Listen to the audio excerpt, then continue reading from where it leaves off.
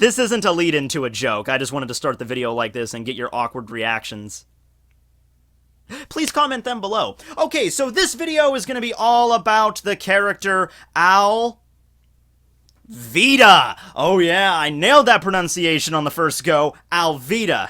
Now you can't complain when I switch back and forth between Alvida and Alvida throughout the rest of the video. Okay, so many of you might be questioning, why talk about this character, Matt? Why is this character of any relevance? Or why is their devil fruit of any relevance? It's like, alright, it's a devil fruit that makes her a little slippery and smooth. Like, okay, there's so many other devil fruits you could be discussing. Many of you might at this point be going with the boob gambit. Like, oh, she's hot and she's got a big rack, therefore Tekking has to talk about her. It's just part of that secret list that Tekking always carries that has the list of all the busty One Piece characters.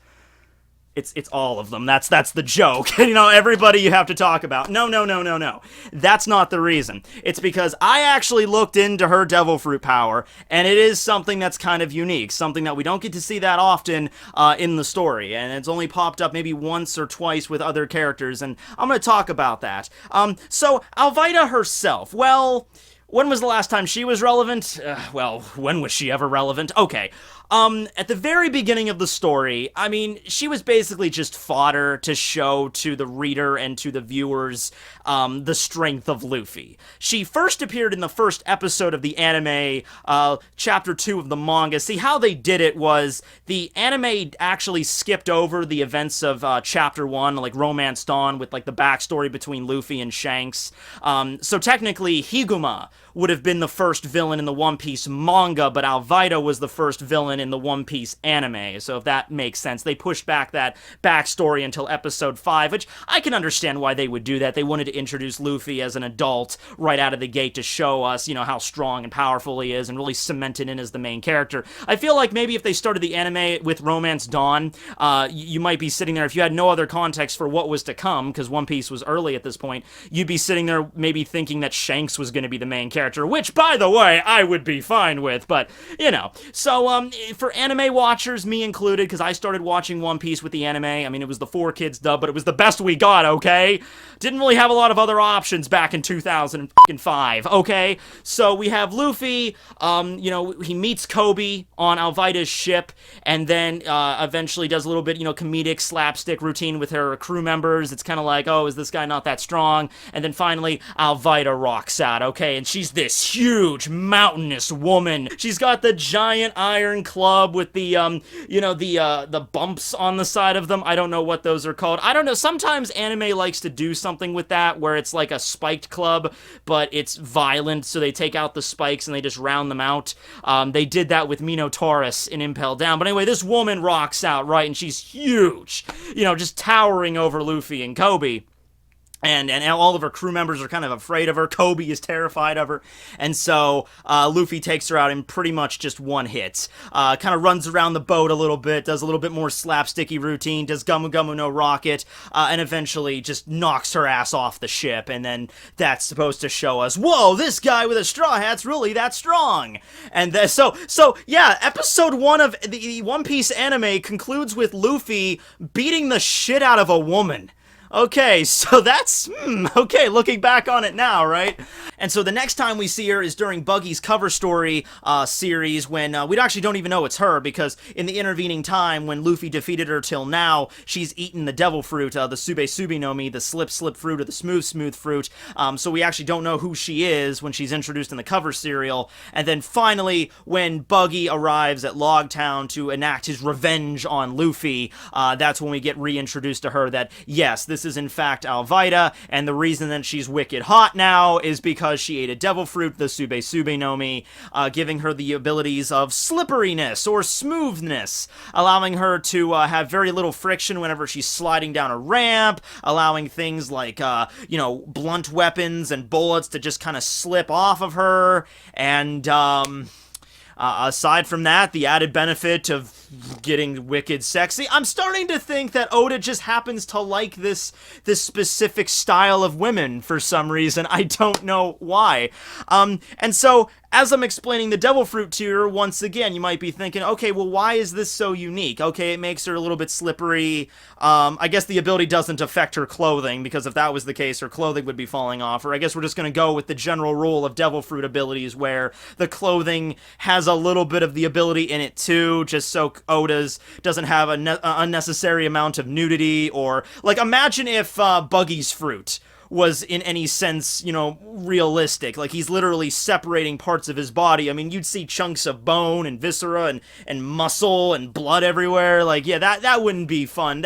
I don't think the censors would really have fun with that. But still, I'm thinking of a way cooler version of One Piece in, like, a Halloween setting where Buggy's like a zombie that can detach himself. That seems pretty neat. Okay, but anyway, Alvida, right? What's the difference with her fruit? What makes her unique? She belongs to an exclusive subsection of paramecia fruits that permanently alter the user's appearance.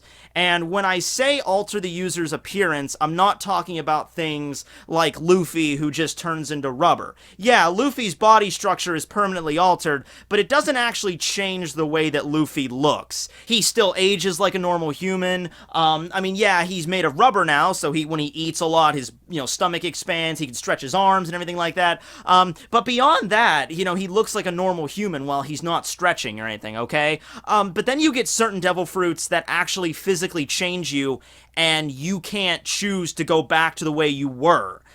You're basically stuck like that. One of the biggest examples of this was Sugar's Hobby no Mi, granting the user eternal youth, stopping the aging process at whenever you eat the fruit. In Sugar's case, she was like 7 or 8 years old, which is like one of the worst times to eat the fruit because you're stuck in a child's body, and even though she's 22, she'll never actually age. I guess she's stuck like that until she dies, which sucks. You also have Kuma's Niku no Mi to a lesser degree, where he grows the paw pads on his palms, but that's not really a big deal. I mean, it is technically a permanent change of his body that he cannot turn off. He can't choose to make the paw pads go away, which is why he has to constantly wear gloves so his power doesn't affect things that he touches by accident. But compared to Sugar's Hobby no Mi, growing paw pads is not like that big of a deal. Do you ever think Kuma just kind of hangs out when no one's around, just like touching his paw pads, just like, that's soft. I don't know. I'm just maybe that seems funny to me. But then the last devil fruit that does this is the Sube Sube no Mi, the slip fruit that Alvida ate. Okay, and this is weird. All right. Because she was, overweight when she ate the fruit, it caused all of the excess fat on her body to slip off, resulting in this very slim, slippery Victoria's Secret model kind of appearance. Okay, now, the problem I had with that, okay, we've seen this trope before in anime quite a bit, like a woman that would traditionally not be considered attractive goes through some sort of metamorphosis off screen, and then she shows up wicked banging, and all of a sudden everyone's just fawning over her.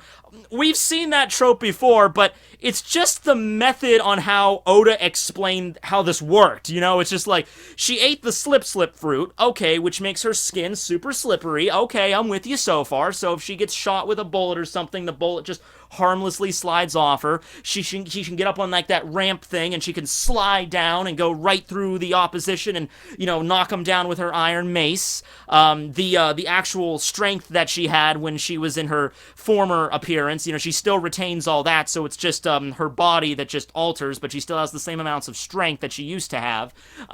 That's one thing, but saying just it slipped off, like, where did it slip off of her?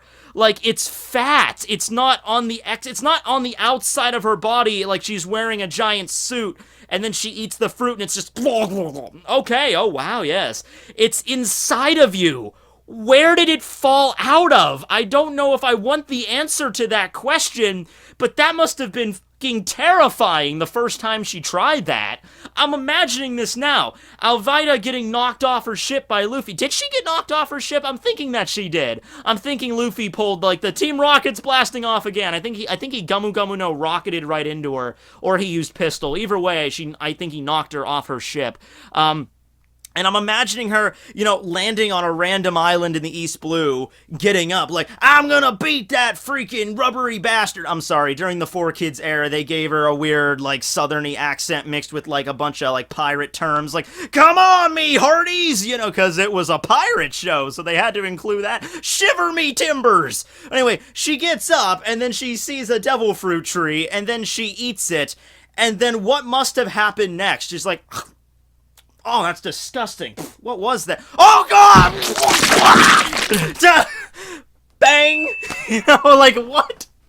All right. Fine, just roll with it, I guess.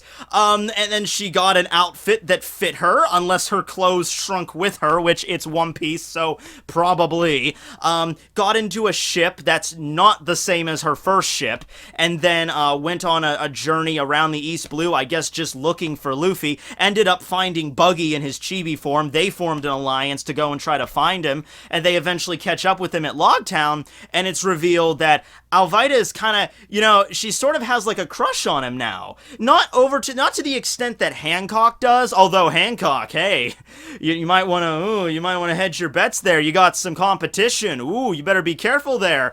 I think Hancock wins any day of the week, but Alvida's love for Luffy is more like, oh, this is going to sound really, especially in this climate, this is going to sound a little bit but I think it's because, like, Luffy was the first man to actually, like, hit her, or actually stand against her would maybe be a better way of phrasing this. And so because of that, Alvida has, like, a respect for him that's sort of like love. Like the first man that ever stood up to me. You got balls, kid. They might be rubbery balls, but I respect them. I know, but she did kind of hint that she was sort of like infatuated with Luffy a little bit. She didn't go all goo goo gaga over him like Hancock does, but it was kind of there, you know what I mean? And so after Logtown, though, we just kind of see her occasionally. We see her on the big top, with Buggy and them, during, like, after Alabasta, when Ace was there. After Buggy gets captured by the world government, we see her when they're on the way to Impel Down. She's still part of the crew, now that Buggy is a warlord, and now has, founded Buggy's Delivery, and they're on Kalibali Island. We see Alvida there next to Galdino and Kabaji and the whole group there, so she's still part of the crew. Probably one of the top-ranking members there. I'm assuming Buggy also made Galdino a top-ranking member there. And oh, by the way, the fact that the initials for Buggy's delivery service are B and D, yeah, I'm sure that's totally a coincidence that Oda's just never going to bring up. I'm sure it's like, yeah, Buggy's Delivery. Complete coincidence. No, don't think any further into that than this. Okay, sure, Oda. Wink, wink. But yeah, so aside from the questionable transition from how she went from this to that, she is one of the 3 devil fruits that, change your body permanently. She can never go back to the way she used to look, which you might wonder, well, why would she want to? Remember, a little joke about Alvida is that she doesn't think that the fruit made her hot. She just thinks that she was always hot. That was her thing. She would always go around and force her crew members, because of her, she would intimidate them, and it's like, who's the most beautiful woman on the ship? He's like, yes, you, Alvida, and even got Kobe doing it. You're like, yes, Alvida, Madam Alvida, you're the most beautiful ever. And so when she ate the fruit, and people started actually, going goo goo gaga over her, she was just like, yeah, I knew it. I always knew it. So to her, it's just that she never thought any different. The only thing she brings up is that it made her freckles disappear. That's the one thing she says after she ate the fruit. Oh yes, it made my skin really slippery and my freckles disappear. But that was like the only 2 changes I noticed. That was only the fruit did. So whatever. So that's part of the joke. Remember. So yeah, that's part of the joke. Like beauty is in the eye of the beholder. In this case, Alvida herself is the beholder and the eye.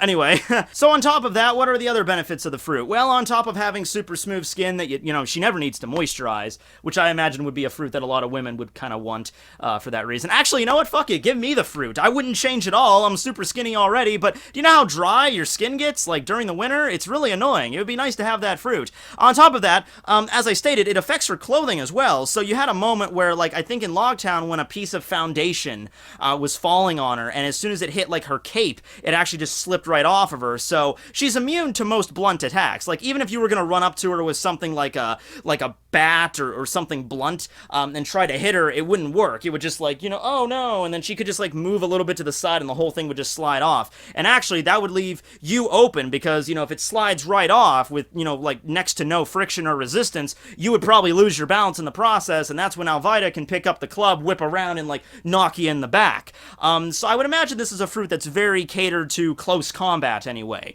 especially if it was hand to hand. Like Alvida would probably conquer you. Even she doesn't have, she has the strength that she did when she was, when she was at her former self, but also she's unassuming now. So a lot of people would look at her and think, oh, she's not that strong. Get into a fist fight with her, and none of your attacks would be able to do any damage because even if you managed to hit her, she could be good at dodging and everything like that because her feet are also slippery, so she can kind of slide around really well, kind of like ice skating. I mean, you would probably have to go away and train with it a little bit, but after a while you might be able to actually make it quite a bit of advantage with that fruit moving around at a decent speed. The only issue is stopping with that because your body is so smooth. I don't know what level of friction your body emits or if you would be able to control that. Probably don't. How exactly would you stop? But if you can get over that one weakness and you can dodge your opponent, even if they manage to hit you, like, you're going down, lady! Oof! What? And then that's when Alvida breaks out her bear strength and, just clocks you or pulls out her iron mace and hits you over the head. So, close combat, this fruit would be extremely useful. We don't really get to see her use it all that much, though, aside from just redirecting attacks. Then we have her Sube Sube spur, where she jumps on the ramp and then speeds through a crowd of people, and she can attack them that way. So high mobility or whatever, that's one thing. The weird thing also with that is that she had to take off her sandals when using the ramp, so that her feet were just touching the ground. But at the same time, it's like her clothing emits traces of it, but she still has to take off her shoes. So I don't know, maybe just latently how that works. Also, I mean, I would assume it still depends on how the ground is laid out. In a way, it was one thing in Logtown because it was like a street that was like paved and it was like right away. But if you were fighting on like really rocky ground, like imagine she was fighting on a bunch of like debris, like the slippery wouldn't really work all that much. Like you probably wouldn't get damaged, but your mobility would be severely hindered because you can't just ice skate around the arena when there's like all this rubble jutting up out of the ground. Like, to put it another way, you're sliding down the sidewalk. Let's say if it's just like a gentle bump or something, you'd be able to slide right over that. But if it was like a rock sticking up out of the ground, you can't be sliding and just you'd still hit it, you'd still trip or something. It wouldn't hurt you, but you wouldn't be able to keep your momentum. So maybe after the 2-year time skip, I mean, she's had a lot of time to kind of work with the fruit now. Maybe she's kind of figured out a way to know her strengths and weaknesses and how to stop herself or something like that. Maybe that's part of the reason why she would have the mace on her still. She could use that to kind of stop her if, her momentum's kind of going out of it. I can think of a lot of potential for this. She can, like, spin her body around like a top, like put one, like, kind of like a Bong Clay on how he does his thing, except it would be way more devastating because the spin would be, way less resistance, so she would, like, literally spin like a top with her iron mace out. She might be, like, super, super dizzy at the end of it, but that could be a devastating attack there.